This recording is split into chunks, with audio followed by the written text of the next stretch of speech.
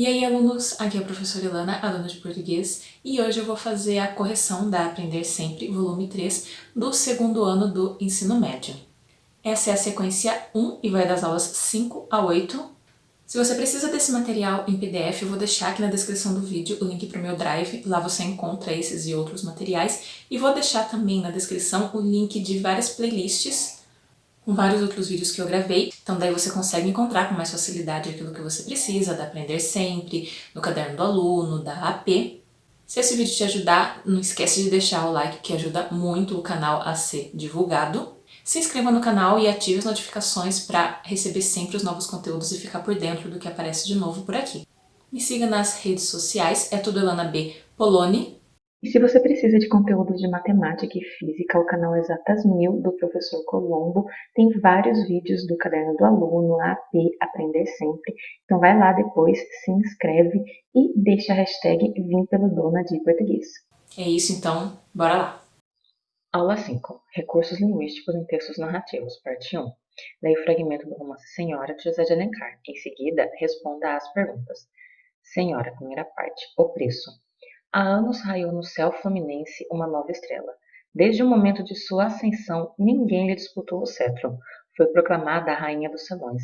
Tornou-se a deusa dos bailes, a musa dos poetas e o ídolo dos noivos em disponibilidade. Era rica e formosa.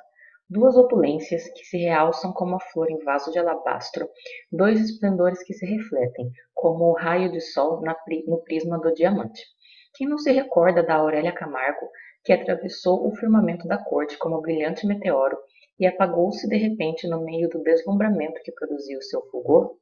Tinha ela 18 anos quando apareceu a primeira vez na sociedade. Não a conheciam, e logo buscaram todos com avidez informações acerca da grande novidade do dia. Dizia-se muita coisa que não repetirei agora, pois a seu tempo saberemos a verdade, sem os comentários malévolos de que usam vesti-la os noveleiros.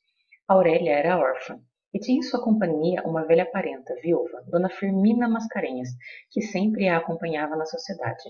Mas essa parenta não passava de mãe de encomenda, para condescender com os escrúpulos da sociedade brasileira, que naquele tempo não tinha admitido ainda certa emancipação feminina.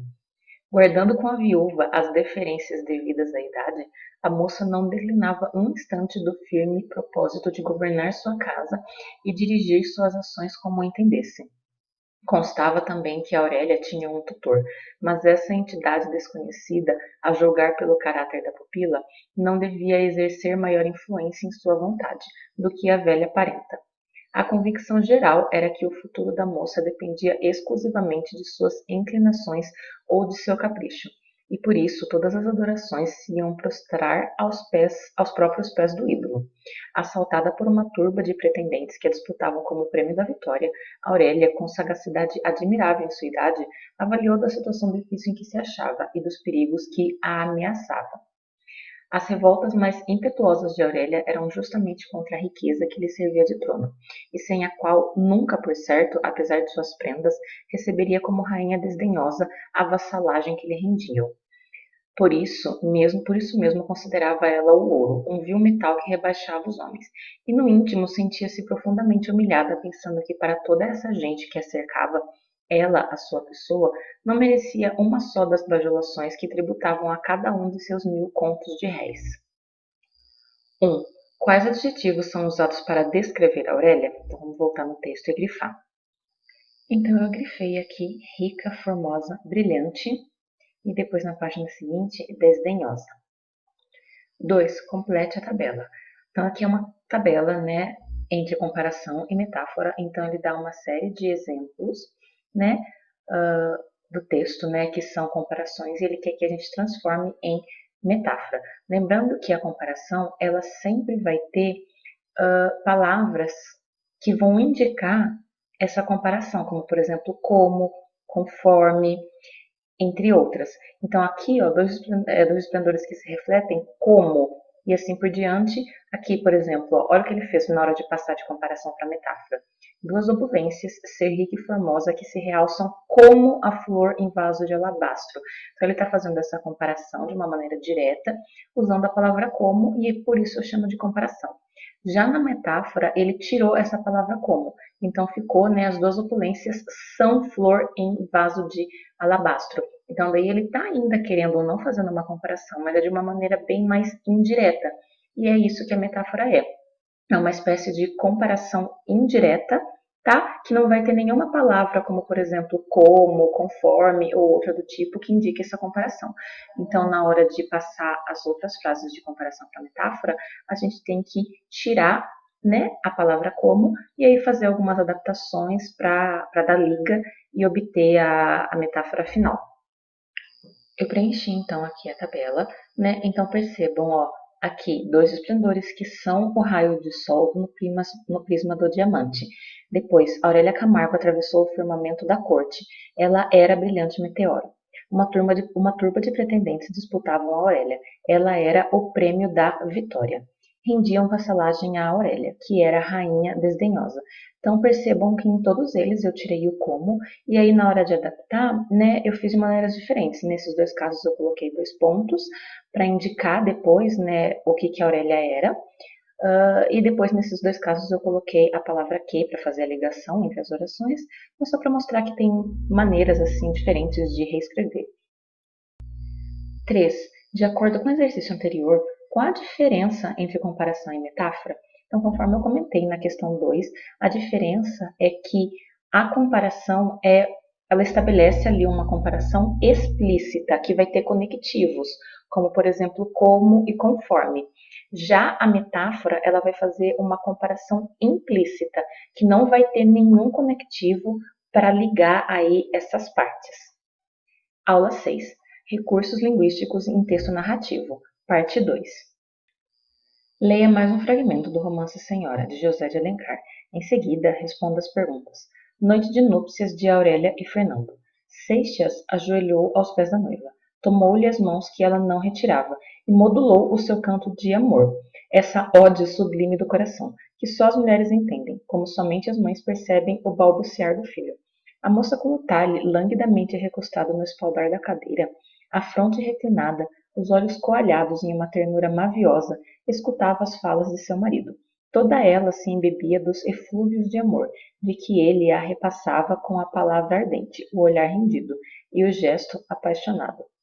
É então verdade que me ama? Pois duvida, Aurélia.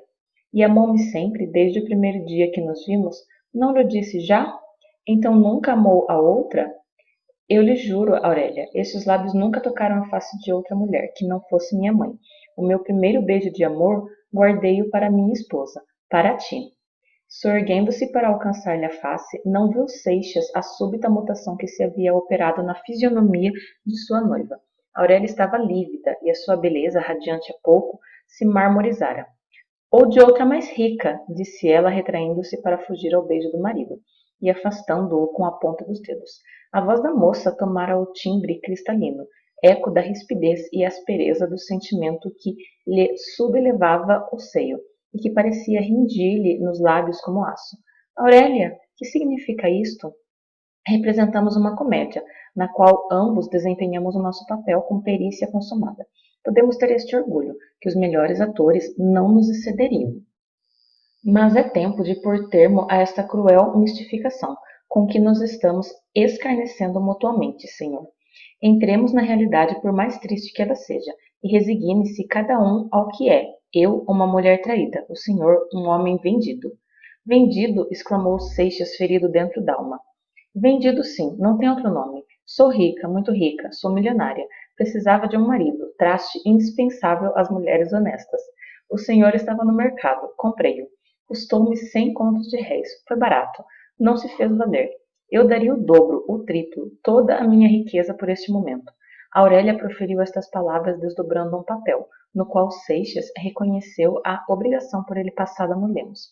Não se pode exprimir o sarcasmo que salpicava dos lábios da moça, nem a indignação que vazava dessa alma profundamente revolta, no olhar implacável com que ela flagelava o semblante do marido. Seixas, trespassado pelo cruel insulto, arremessado do êxtase da felicidade a esse abismo de humilhação, a princípio ficara atônito. Depois, quando os assomos da irritação vinham sublevando-lhe a alma, recalcou-os esse poderoso sentimento do respeito à mulher, que raro abandona o homem de fina educação. Penetrado da impossibilidade de retribuir o ultraje à senhora a quem havia amado, escutava imóvel, cogitando no que lhe cumpria fazer. Se matá-la a ela, matar-se a si ou matar a ambos. Aurélia, como se lhe adivinhasse o pensamento, esteve por algum tempo afrontando-o com inexorável desprezo.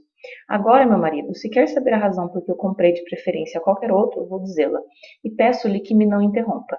Deixe-me vazar o que tenho dentro desta alma, e que há 1 ano a está amargurando e consumindo. A moça apontou a Seixas uma cadeira próxima. Sente-se, meu marido. Com que tom acerbo e excruciante lançou a moça esta frase, meu marido, que nos seus lábios ríspidos acerava-se como um dardo ervado de cáustica ironia. Seixas sentou-se. Dominava-o a estranha fascinação dessa mulher, e ainda mais a situação incrível a que fora.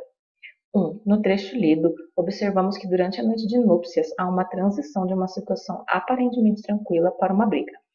A. Retire do texto palavras, expressões ou frases que evidenciam a expectativa positiva que Seixas tinha para o momento. Então, eu grifei aqui no primeiro parágrafo alguns trechos que mostram que o Seixas, né, o Fernando Seixas, ele tinha expectativa de que ia ser uma noite de núpcias normal, né, que na realidade não foi, porque, bom, tem todo um conflito por trás disso, né, nesse casamento aí e tal entre a Aurélia e Fernando. É bem interessante a história de senhora, mas enfim, eles vão viver aí um bom tempo, né, num casamento de fachada. E aí nesse primeiro parágrafo a gente percebe a expectativa dele de que tá tudo normal, de que vão ter ali a primeira noite, né, de casados. E aí ele fala, né, modulou o seu canto de amor, a saúde sublime do coração, eflúvios de amor, palavra ardente, olhar rendido e o gesto apaixonado. Tipo, ele tava lá com cara de bobo apaixonado, falando coisas bonitas para ela, basicamente. Mas vocês podem então pegar para responder esses trechos que eu grifei. B. Agora, transcreva outras passagens que mostram o momento exato em que Seixas se dá conta de que sua expectativa não se realizará. Então aqui, agora em rosa, né, eu grifei os momentos em que ele vai percebendo que as coisas não estão muito boas assim pro lado dele, né? Então esse aqui primeiro, Aurélia, que significa isto? Depois essa outra exclamação que ele fala, né? Vendido, exclamou Seixas, ferido dentro d'alma. E por fim esse trecho que fala que ele, trespassado pelo cruel insulto, ele saiu do êxtase da felicidade que ele estava antes e foi parar num abismo de humilhação e a princípio ficar ali atônito. Atônito é tipo muito surpreso, sabe? Muito espantado com algo. 2. Para construir a transição da narrativa, José de Alencar faz uso de recursos expressivos muito comuns nos textos literários da época, como descrição detalhada com o uso de adjetivos ou locuções adjetivas. Veja alguns exemplos retirados do texto. Olhos coalhados, inexorável desprezo, tom acerbo e excruciante, eflúvios de amor.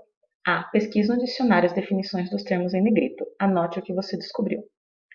Então aqui não tem segredo, é só pegar esses 5 termos, né, e procurar no dicionário e aí colocar o significado, copiar o significado aqui. Então vocês podem, né, responder ali por tópicos cada um dos termos. B. Qual efeito de sentido o uso de adjetivos e locuções adjetivas provoca na descrição da narrativa?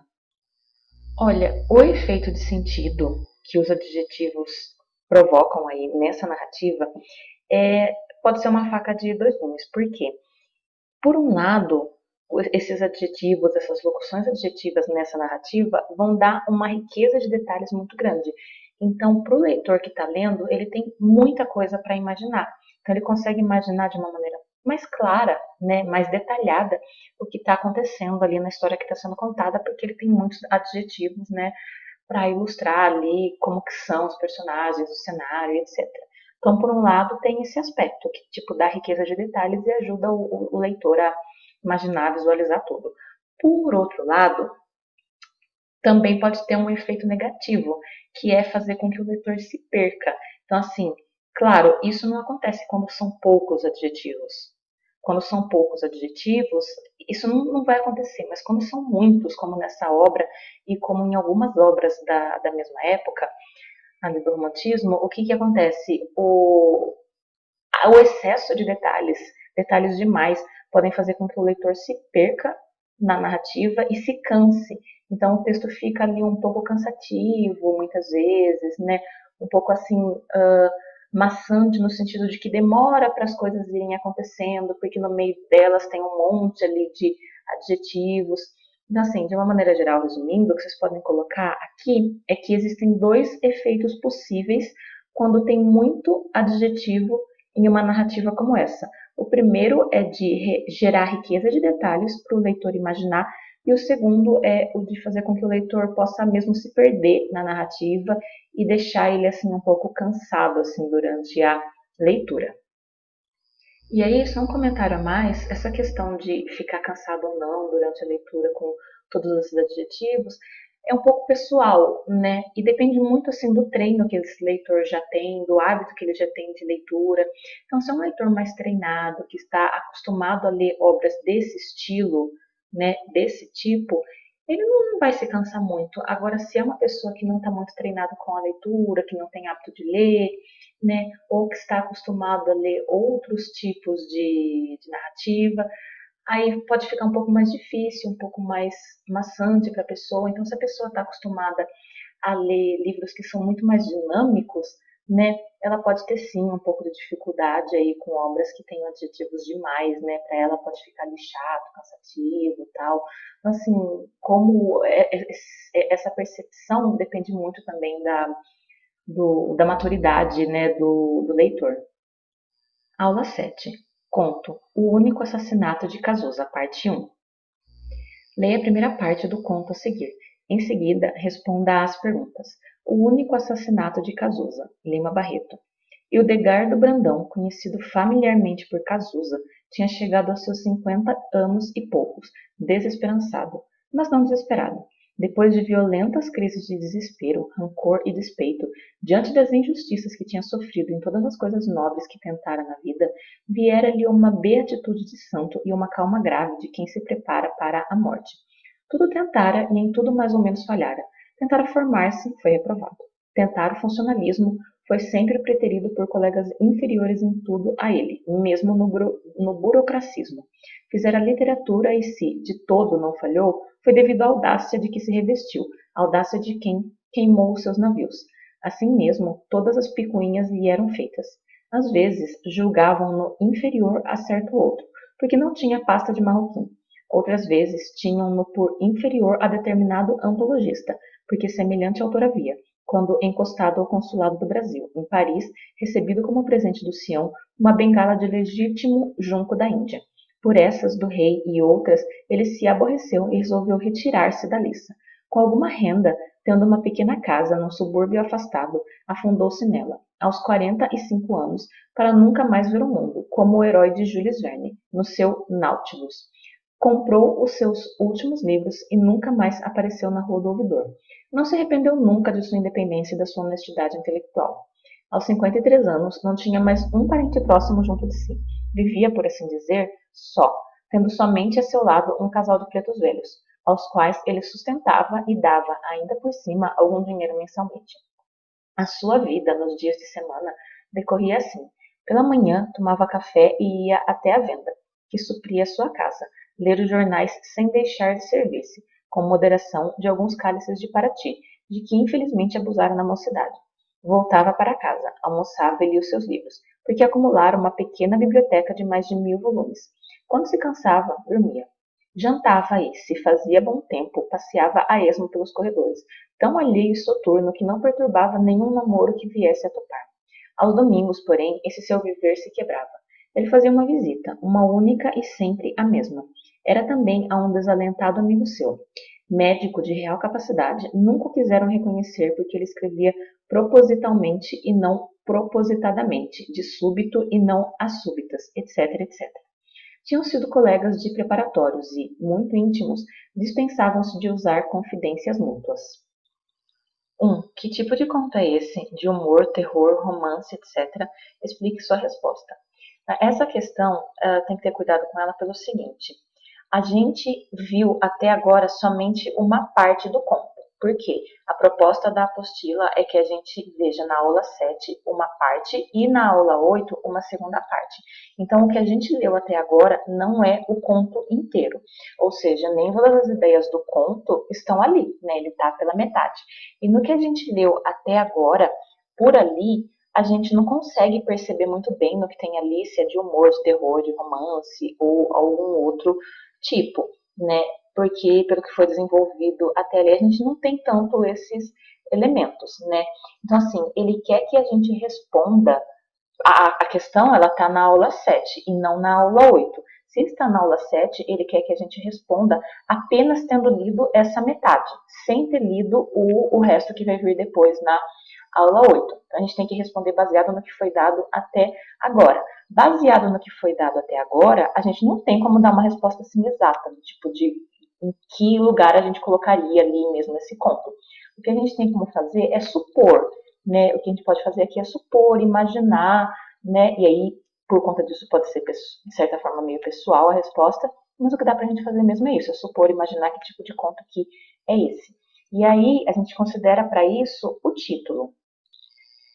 Então, por exemplo, se o texto em si, até esse momento, não deu muitos elementos para a gente ver, vamos analisar o título. O título é O Único Assassinato de Cazuza. Opa, assassinato. Ah, então, partindo do pouquinho que a gente tem que está aí no título, dá para a gente supor e imaginar que pode ser um conto de terror, tá? Então é o que dá pra gente. Na realidade, a proposta da questão mesmo é essa, né? Que a gente imagine, suponha, tal, pelo que a gente já teve até agora. 2. Descreva com suas palavras a personagem desse conto. Bom, a personagem desse conto, então, é o Hildegardo Brandão. Né? Ele é um homem ali de 50 e poucos anos, ele é solitário, ele não tem mais parentes vivos, né? E ele tá assim, cansado, né, da vida, tal, desiludido, né, desalentado, decepcionado por uma série de coisas que ele já tentou fazer e não deu certo, né? E ele se frustrou. E tá ali vivendo a vidinha dele pacata, né, a rotina dele nesse sentido, e desanimado aí e tal, cansado, meio que cansado, assim, das coisas. 3. Que tipo de narrador o conto apresenta? Comente. Bom, a gente tem aí um narrador que não participa da história, então é um narrador em terceira pessoa. 4.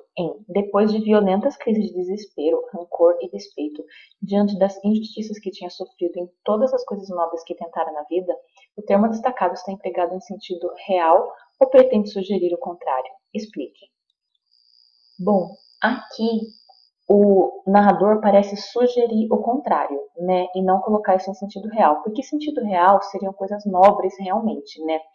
E depois, quando ele vai falar quais foram essas coisas nobres que ele tentou na vida e que ele não tinha conseguido, não tinha dado muito certo, ele vai falar de coisas que eram ali basicamente voltadas para o próprio Hildegardo, né? Que eram ali voltadas para ele mesmo, né? Então, assim, ser escritor, ser funcionário público, etc. Então, quando a gente pensa em atos nobres, né, são atos aí que envolvam, de certa forma, o bem a outra pessoa e etc. Tudo que ele vai falar depois, né, são ações que são focadas no próprio Hildegardo, que ele tentou fazer ali e não conseguiu, tá? Então, por conta disso, o narrador pretende sugerir o contrário do que ele fala. Aula 8. Conto O Único Assassinato de Cazuza, parte 2. Então, a gente vai ler a segunda parte, né, do texto que a gente estava lendo na aula anterior. Naquele domingo, o Cazuza, para os íntimos, foi fazer a visita habitual ao seu amigo Dr. Ponciano. Este comprava certos jornais, e Hildegardo outros. O médico sentava-se a uma cadeira de balanço, e o seu amigo numa dessas a que chamam de bordo, ou de lona. De permeio ficava-lhes a secretária. A sala era vasta e clara e toda ela adornada de quadros anatômicos. Liam e depois conversavam. Assim fizeram, naquele domingo. Hildegardo disse, ao fim da leitura dos cotidianos, não sei como se pode viver no interior do Brasil. Por quê? Mata-se à toa por dar cá aquela palha. As paixões, mesquinhas paixões políticas, exaltam os ânimos de tal modo que uma facção não teme eliminar o adversário por meio do assassinato, às vezes o revestindo da forma mais cruel. O predomínio, a chefia da política local é o único fim visado nesses homicídios, quando não são questões de família, de herança, de terras e, às vezes, causas menores. Não leio os jornais que não me apavore com tais notícias. Não é aqui nem ali, é em todo o Brasil, mesmo as portas do Rio de Janeiro. É um horror. Aqui a diferença não é tão grande para o interior nesse ponto. Já houve quem dissesse que quem não mandou um mortal deste para o outro mundo não faz carreira na política do Rio de Janeiro. É verdade, mas aqui, ao menos, as naturezas delicadas se podem abster de política. Mas, no interior, não. Vê as relações, os pedidos e você se alista.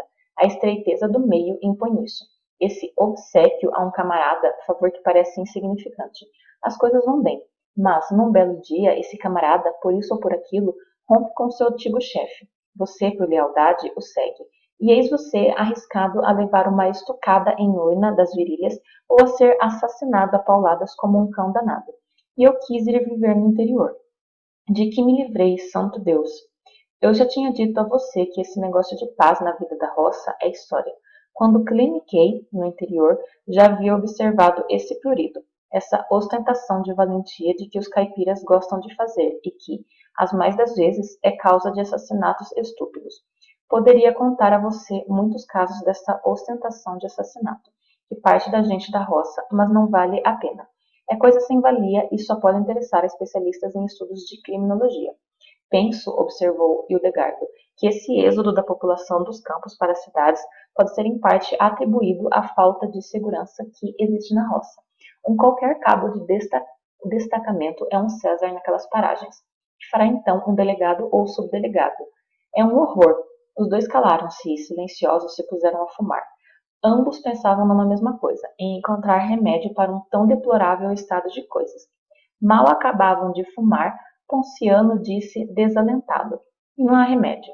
Hildegardo secundou-o: "Não acho nenhum." Continuaram calados alguns instantes. Hildegardo leu ainda um jornal e, dirigindo-se ao amigo, disse: "Deus não me castigue, mas eu temo mais matar do que morrer." "Eu também. Mas você sabe o que dizem esses políticos que sobem às alturas com dezenas de assassinatos nas costas?" "Não, que todos nós matamos." Hildegardo sorriu e fez para o amigo com toda a serenidade: "Estou de acordo, já matei também." O médico espantou-se e exclamou: "Você, Cazuza?" "Sim, eu", confirmou Cazuza. "Como? Se você ainda agora mesmo..." "Eu conto a coisa a você. Tinha eu 7 anos e minha mãe ainda vivia. Você sabe que, a bem dizer, não conheci minha mãe." "Sei. Só me lembro dela no caixão quando meu pai, chorando, me carregou para aspergir água benta sobre o seu cadáver. Durante toda a minha vida fez-me muita falta. Talvez fosse menos rebelde, menos sombrio e desconfiado, mais contente com a vida, se ela vivesse. Deixando-me ainda na primeira infância, bem cedo firmou-se o meu caráter, mas, em contrapeso, bem cedo, me vieram o desgosto de viver, o retraimento por desconfiar de todos, a capacidade de ruminar mágoas sem comunicá-las a ninguém, o que é um alívio sempre. Enfim, muito antes do que era natural, chegaram-me o tédio, o cansaço da vida e uma certa misantropia. Notando o amigo que Cazuza dizia essas palavras com emoção muito forte e os olhos úmidos, cortou-lhe a confissão dolorosa para um apelo alegre. "Vamos, Carleto, conta o assassinato que você perpetrou." Hildegardo ou Cazuza conteve-se e começou a narrar. "Eu tinha 7 anos e minha mãe ainda vivia. Morávamos em Paula Matos. Nunca mais subi a esse morro, depois da morte de minha mãe." "Conta a história, homem", fez impaciente o doutor Ponciano. A casa na frente não se erguia, em nada da rua, mas, para o fundo, devido à diferença de nível, elevava-se um pouco, de modo que, para se ir ao quintal, a gente tinha que descer uma escada de madeira de quase 2 dezenas de degraus. Um dia, descendo a escada, distraído, no momento em que punha o pé no chão do quintal, o meu pé descalço apanhou um pinto e eu esmaguei. Subi espavorido a escada, chorando, soluçando e gritando: "Mamãe, mamãe, matei, matei." Os soluços me tomavam a fala e eu não podia acabar a frase. Minha mãe acudiu, perguntando: "O que é, meu filho? Quem é que você matou?" Afinal, pude dizer: "Matei um pinto, com o pé." E contei como o caso se havia passado. Minha mãe riu-se, deu-me um pouco de água de flor e mandou-me sentar a um canto. "Cazuza, senta-te ali, à espera da polícia."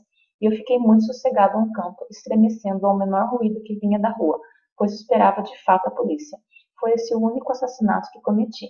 Penso que não é da natureza daqueles que nos erguem às altas posições políticas, porque até hoje Dona Margarida, mulher do doutor Ponciano, vem interromper-lhes a conversa, avisando-os que o ajantarado estava na mesa.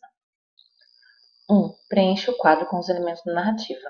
Bom, então aqui eu já completei, né, Analisando aqui no conto quem são os personagens, a gente tem o Hildegardo, a mãe dele, o Dr. Ponciano e Dona Margarida, que é a esposa do Ponciano.